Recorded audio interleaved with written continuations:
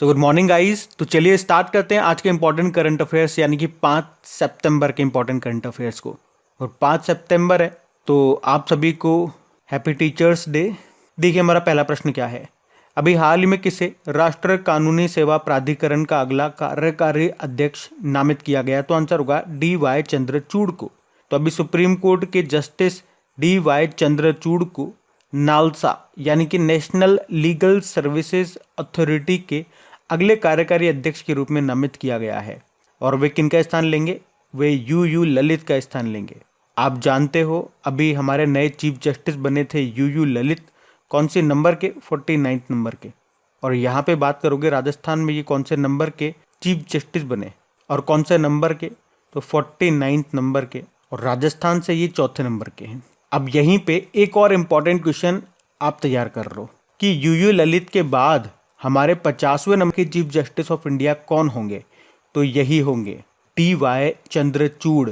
नवंबर 2022 से हमारे 50वें नंबर के चीफ जस्टिस ऑफ इंडिया होंगे ये, क्योंकि UU ललित अभी 3 महीने के लिए ही तो आए और नवंबर तक इनका कार्यकाल पूरा हो जाएगा। अच्छा, वैसे नालसा का उद्देश्य क्या है? पात्र उम्मीदवारों को मुफ्त कानूनी सेवाएं प्रदान करना।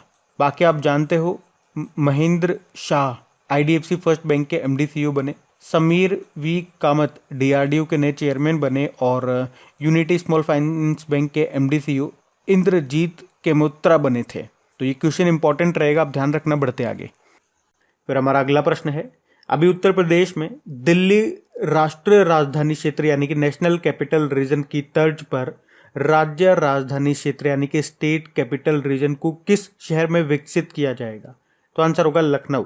तो नेशनल कैपिटल रीजन की तर्ज पर स्टेट कैपिटल रीजन क्षेत्र ये बनाने की योजना है उत्तर प्रदेश की। और इस स्टेट कैपिटल रीजन में लखनऊ सहित आसपास के 6 और जिलों को शामिल किया जाएगा।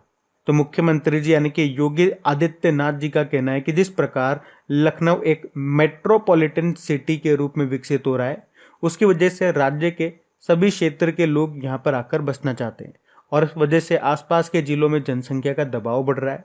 इसलिए लखनऊ संग आसपास के शहरों को सुनियोजित विकास के लिए स्टेट कैपिटल रीजन का गठन जरूरी हो गया है। अब बात उत्तर प्रदेश की है तो ये रहा मैप में यूपी। देखो उत्तर प्रदेश की कैपिटल लखनऊ है और आप जानते हो ये किस नदी के किनारे स्थित है? तो गोमती नदी के किनारे। सिडबी का हेडक्वार्टर आपको यहीं पे मिलेगा। और हमारे जो रक्षा मंत्री है राजनाथ सिंह, उनका निर्वाचन क्षेत्र कॉन्स्टिट्यूएंसी लखनऊ ही है। और भारत की पहली पैरा बैडमिंटन अकादमी ये कहाँ पे खोली गई? तो आंसर होगा लखनऊ में। और अभी ब्रह्मोस विनिर्माण केंद्र ये कहाँ पे स्थापित किया गया है? तो लखनऊ में। और मुख्यमंत्री कौन है? योगी आदित्यनाथ हैं, जिनके ऊपर बुक आई है अभी the monk who transformed UP, जिसको लिखा है शांतनु गुप्ता ने। गवर्नर है आनंदीबेन पटेल। आपको याद है अभी शंघाई कोऑपरेशन ऑर्गेनाइजेशन ने पहली कल्चरल एंड टूरिज्म कैपिटल यानी कि सांस्कृतिक व पर्यटन राजधानी ये बनाया है 2022-23 के लिए वाराणसी को। और वाराणसी से आप याद रख लो कि रोपवे सेवाओं को सार्वजनिक रूप से उपयोग करने वाला पहला शहर आपका वाराणसी ही है। अभी सब्जियों के उत्पादन में उत्तर प्रदेश टॉप पे रहा था, याद है आपको? फलों में तो आंध्र प्रदेश है। अभी उत्तर प्रदेश ने स्कूल चलो अभियान भी शुरू किया था। कहाँ से? श्रावस्ती जिले से। अभी वैक्यूम आधारित सीवर सिस्टम लगाने वाला पहला शहर भी बना था। कौन सा? आगरा। और भारत का पहला अमृत सरोवर ये कहाँ पे बना? उत्तर प्रदेश के रामपुर में। अभी यहीं पे ही संभव पोर्टल भी लॉन्च किया गया था। और आपको याद होगा तीसरे राष्ट्रीय जल पुरस्कारों में सर्वश्रेष्ठ राज्यों की श्रेणी में पहले स्थान पे उत्तर प्रदेश था और सर्वश्रेष्ठ जिलों की श्रेणी में उत्तर प्रदेश का मुजफ्फरनगर था। तो इस तरह से ये सारे पॉइंट्स आप याद रखना। बढ़ते हैं आगे। चलो फिर बताओ, हाल ही में चर्चा में रही द हीरो ऑफ टाइगर हिल ये किसकी आत्मकथा है? तो आंसर होगा योगेंद्र सिंह यादव।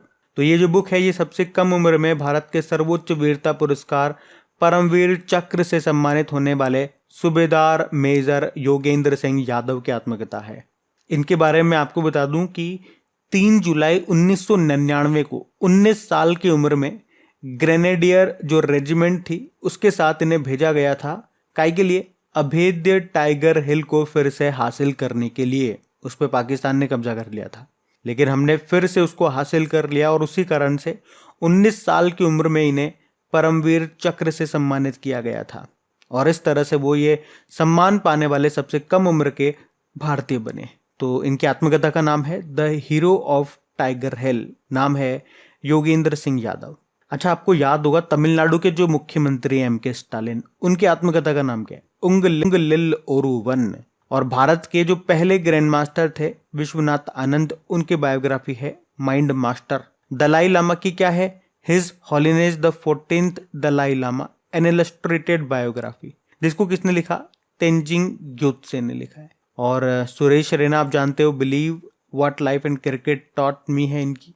और यूनाइटेड नेशन के जो पूर्व सेक्रेटरी जनरल थे बान की मून, उनकी ऑटोबायोग्राफी का नाम क्या है? Resolved uniting Nations in a dividend world. तो इस तरह से ये सारे पॉइंट्स आप याद रखना, बढ़ते हैं आगे। अच्छा, निधन वाला प्रश्न है, तो आपसे पूछ रहे हैं साइरस मिस्त्री का भी निधन हो गया। वे किस कंपनी के पूर्व चेयरमैन थे? तो आंसर होगा टाटा सन्स। तो टाटा सन्स के पूर्व चेयरमैन थे साइरस मिस्त्री, जिनका भी मुंबई के पास सड़क हादसे में निधन हो गया है। अच्छा, एक प्रश्न मैं आपसे पूछूंगा कि भारतीय इंटरनेट के जनक किसे कहा जाता था जिनका अभी निधन हो गया? तो इस प्रश्न का उत्तर दीजिए आप, हम बढ़ते हैं आगे। अच्छा बताओ, फॉरेंसिक साक्ष्य के संग्रहण को अनिवार्य बनाने वाली देश की पहली पुलिस किस राज्य या यूनियन टेरिटरी की है? तो आंसर होगा दिल्ली। तो अभी दिल्ली पुलिस ये 6 साल से अधिक की सजा के साथ दंडनीय अपराधों में फॉरेंसिक साक्ष्य यानी कि एविडेंस के संग्रह, इसको अनिवार्य बनाने वाली देश की पहली पुलिस फोर्स बन गई है। ये सजा दर बढ़ाने और आपराधिक न्याय प्रणाली को फॉरेंसिक विज्ञान जांच के साथ एकीकृत करने के लिए किया गया है। और अपने अधिकारियों को ट्रेनिंग दिलाने के लिए राष्ट्रीय फॉरेंसिक विज्ञान विश्वविद्यालय गांधीनगर के साथ समझौता किया है इसने। अच्छा, अभी दिल्ली पुलिस कमिश्नर कौन बने थे? तो आंसर होगा संजय अरोड़ा। बाकी आपको याद है सिल्क मार्क एक्सपो का आयोजन होगा दिल्ली में। और अभी पहली खेलो इंडिया फेंसिंग वुमेन्स लीग यह आयोजित हुई कहाँ पे? दिल्ली में, दिल्ली के ताल कटोरा स्टेडियम में। और अभी जुलाई में भारत का पहला पशु स्वास्थ्य शिखर सम्मेलन का आयोजन भी किया गया था नई दिल्ली में। और दिल्ली से 2 इंपॉर्टेंट क्वेश्चन आप जरूर याद रखना। एक तो अभी दिल्ली हाईकोर्ट के नए चीफ जस्टिस बने थे सतीश चंद्र शर्मा, और यहाँ के उपराज्यपाल लेफ्टिनेंट गवर्नर बने विनय कुमार सक्सेना। और अभी भारत के सबसे बड़े ड्रोन महोत्सव का भी आयोजन किया था नई दिल्ली में, जिसका उद्घाटन किया था नरेंद्र मोदी जी ने। और मुख्यमंत्री मुफ्त सीवर कनेक्शन योजना यहाँ पे शुरू होती है। और भारत का पहला ई वेस्ट इको पार्क ये कहाँ पे बनेगा? तो आंसर होगा दिल्ली में। और भारतीय रेलवे कहाँ पे सबसे बड़ी कुश्ती अकादमी स्थापित करेगी? किशनगंज दिल्ली में। तो ये सारे पॉइंट्स आप याद रखना, बढ़ते हैं आगे। चलो फिर बताओ, अभी 2 सितंबर 2022 को प्रधानमंत्री नरेंद्र मोदी ने कहाँ पर भारतीय नौसेना के नए पताका यानी कि ध्वज का अनावरण किया? तो आंसर होगा कोच्चि। तो भारत का आप जानते हो पहला स्वदेशी विमान वाहक पोत कौन सा है? INS विक्रांत है। और इसे किसने बनाया? कोच्चि शिपयार्ड लिमिटेड ने। और अभी 2 सितंबर 2022 को प्रधानमंत्री जी ने इसे कोच्चि से नौसेना में शामिल किया। और इसी के साथ उन्होंने नौसेना का नया ध्वज का भी अनावरण किया है। इस नए ध्वज में, इस नए झंडे में रेड कलर की जो पट्टी हुआ करती थी, क्रॉस का साइन हुआ करता था, ब्रिटिश टाइम से उसे अभी हटा दिया गया। और साथ ही नौसेना क्रेस्ट को फिर से झंडे में शामिल किया गया। और इस पर क्या लिखा हुआ है?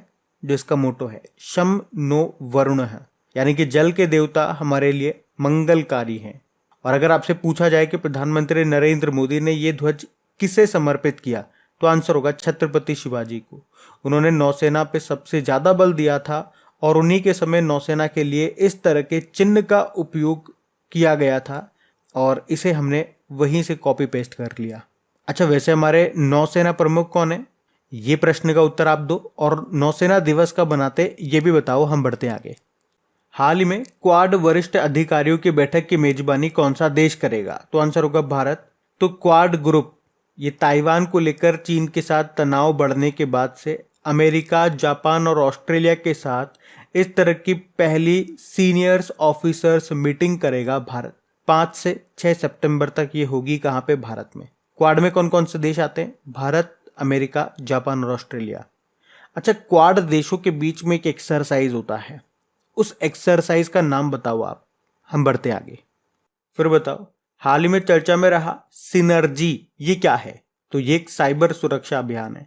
तो अभी हाल ही में Indian computer energy response team ने साइबर सुरक्षा अभ्यास जिसका नाम है सिनर्जी, इसका आयोजन किया, इसका संचालन किया। ये आयोजन भारत सरकार के इलेक्ट्रॉनिक्स एंड आईटी मंत्रालय के तहत किया गया। यह अभ्यास सिंगापुर की साइबर सुरक्षा एजेंसी के सहयोग से 13 देशों के लिए किया गया है, जिसका उद्देश्य क्या है? रैंसमवेयर या जबरन वसूली की नीयत से किए गए साइबर हमलों के खिलाफ सुदृढ़ नेटवर्क बनाना।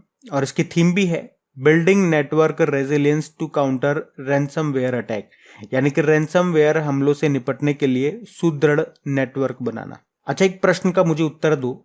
इसी तरह से अगर आपको याद हो तो नाटो ने एस्टोनिया में लॉक्ड शील्ड नाम से एक साइबर सिक्योरिटी अभ्यास का आयोजन किया था। और बताओ, नाटो साइबर रक्षा समूह में शामिल होने वाला पहला एशियाई देश कौन सा बना? तो आंसर होगा साउथ कोरिया।